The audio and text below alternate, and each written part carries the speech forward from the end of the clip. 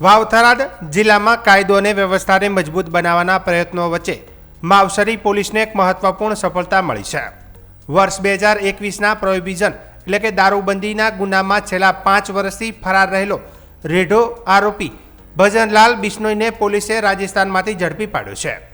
Police સૂત્રોના જણાવ્યા મુજબ આરોપી લાંબા સમયથી પોલીસને ચકમો આપતો ફરતો હતો અને સતત પોતાનું સ્થળ બદલતો રહેતો હતો।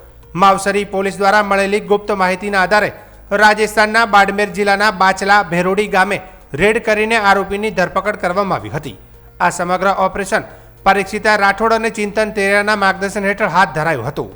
માવસરી પોલીસ સ્ટેશનના પોલીસ ઇન્સ્પેક્ટર AK દેસાઈ અને તેમની ટીમે સચોટ આયોજન સાથે કામગીરીને સફળ બનાવવામાં મહત્વપૂર્ણ ભૂમિકા ભજવી હતી।